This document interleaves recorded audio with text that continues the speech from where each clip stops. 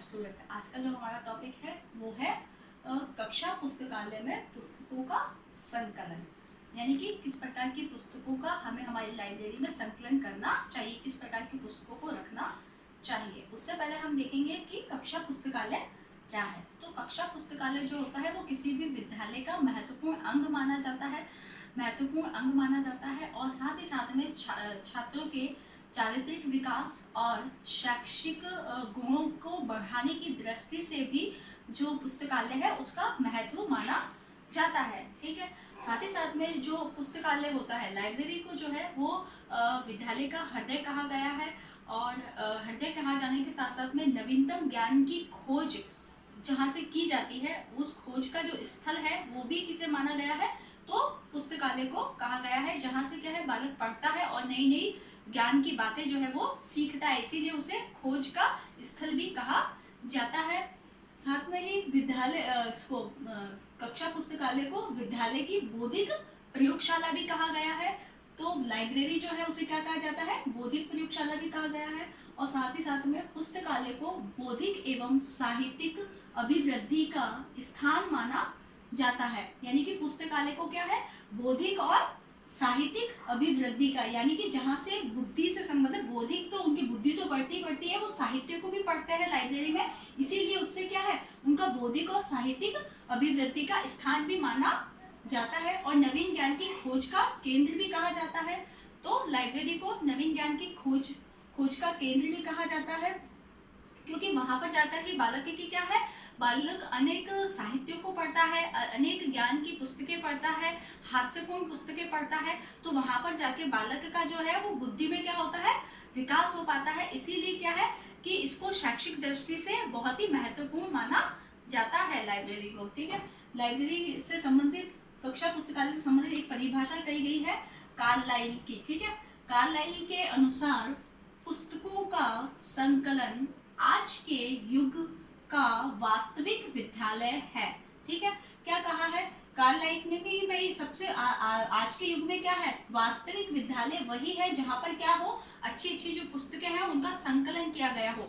संकलन यानी कि किस प्रकार की पुस्तकें रखी जानी चाहिए, मतलब जहां पर अच्छी अच्छी पुस्तकों का संकलन हो, वही क्या है वर्तमान युग में विद्यालय है। यानी कि हर विद्यालय में एक लाइब्रेरी होनी ही चाहिए, तभी वो पूर्ण रूप से विद्यालय माना जाएगा। अब विद्यालय की सबसे बात हो जाती है कि विद्यालय की व्यवस्था किस प्रकार की, मतलब विद्यालय में जो पुस्तकालय है, जो कक्षा पुस्तकालय है यानी लाइब्रेरी जो है उसकी व्यवस्था किस प्रकार की होनी चाहिए। तो लाइब्रेरी जो है उसकी व्यवस्था इस प्रकार की होनी चाहिए कि वो विद्यालय के हमेशा केंद्र में स्थित होनी चाहिए। ये कहा जाता है कि क्योंकि विद्यालय जो लाइब्रेरी होती है वो विद्यालय के केंद्र में होनी चाहिए। साथ ही साथ में वो विद्यालय के जो कक्ष है, मतलब जो कक्षा जहाँ पे पढ़ाया जाता है उन कक्षों से थोड़ी दूर होनी चाहिए या थोड़ी पृथक या एकांत में होनी चाहिए लाइब्रेरी, जहाँ पर क्या है कि जब बच्चों का जो कोलाहल है, मतलब जो शोर गुल है या जो पढ़ाया जा रहा है, उन सब से क्या है बच्चे जो है वो क्या है निर्विघ्न होकर क्या कर सके, पढ़ सके। इसीलिए हमेशा लाइब्रेरी की जो व्यवस्था की जाए वो हमेशा कक्ष से थोड़ी दूर होनी चाहिए, अलग या पृथक की जानी चाहिए, जहाँ पर क्या है किसी भी प्रकार का कोई डिस्टर्बेंस ना हो। साथ ही साथ में ये चीज का ध्यान रखने के साथ साथ में ये होता है कि वहाँ की व्यवस्था किस प्रकार की हो। तो वहाँ पर सभी छात्रों से, जितने भी छात्र हैं उन सबके लिए व्यवस्था की जानी चाहिए, कुर्सी टेबल जो बेंच वगैरह जो है उन सभी की अच्छी व्यवस्था होनी चाहिए वहाँ पर। साथ ही साथ में ये देखना है कि अब बात हो जाती है पुस्तकों के संकलन की। ठीक है भाई, लाइब्रेरी तो क्या है कक्षा के बीचों बीच होनी चाहिए, या मतलब विद्यालय के बीचों बीच होनी चाहिए और पृथक होनी चाहिए, दूर होनी चाहिए, जहाँ पर कोलाहल ना हो सके, मतलब ज्यादा शोरगुल ना हो, ऐसे स्थान पर होनी चाहिए लाइब्रेरी। अब बात हो जाती है पुस्तकों का संकलन, किस प्रकार की पुस्तकें जो है वो लाइब्रेरी में होनी चाहिए। तो जो लाइब्रेरी में पुस्तकें रखी जाती है वो पुस्तकें हर बालक के आयु के अनुसार, ठीक है, बालक के आयु के अनुसार, स्तर के अनुसार और बालक की रुचि के अनुसार की पुस्तकें रखी होनी चाहिए। किसी भी लाइब्रेरी में जो पुस्तकें होती है वो बालक के आयु के और स्तर के अनुसार होनी चाहिए और बच्चे की रुचि के अनुसार होनी चाहिए। साथ ही साथ में नए पाठ्यक्रम के आधार पर जो है पुस्तकें उनका संकलन किया जाना चाहिए, मतलब जो अगर पाठ्यक्रम में बदलाव हो रहा है तो उन बदलती हुई पुस्तकों का समावेश किया जाना चाहिए। साथ ही साथ में जो पाठ्यक्रम से संबंधित पुस्तकें हैं उनकी प्रतियां इतनी होनी चाहिए कि जो सभी बालक के यूज में आ सके, मतलब बहुत सारी प्रतियां होनी चाहिए, मतलब पर्याप्त जो प्रतियां हैं पाठ्य पुस्तक की वो होनी चाहिए। साथ ही साथ में कहानियों से संबंधित पुस्तकें हो गई, या जो लाइब्रेरी में है वो पत्र पत्रिकाएं हो गई, जिससे क्या है बच्चे जो है वो रोज आए दिन होने वाली घटनाओं से क्या हो सके, अवगत हो सके। तो पत्र पत्रिकाएं हो गई, इन सब पुस्तकों का भी समावेश किया जाना चाहिए।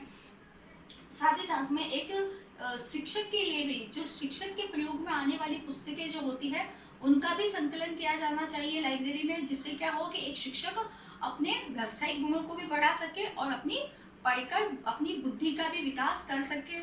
और साथ ही साथ में इस प्रकार की जो साहित्यिक ग्रंथ हो गए, या साहित्यिक कोई ऐसी जो हास्य पुस्तकें होती है वो भी, उनका भी समावेश किया जाना चाहिए। साहित्यिक ग्रंथों का, उपनिषदों का, इस प्रकार की जो पुस्तकें हैं उनका भी समावेश किया जाना चाहिए लाइब्रेरी में। और साथ ही साथ में जो इस प्रकार की जो होती है जिसमें जो नेताओं के बारे में, राजनीति के बारे में जिससे ज्ञान मिल सके बालक को, उनसे संबंधित जो पुस्तकें होती है उनका भी लाइब्रेरी में प्रयोग किया जाना चाहिए, मतलब संकलन किया जाना चाहिए।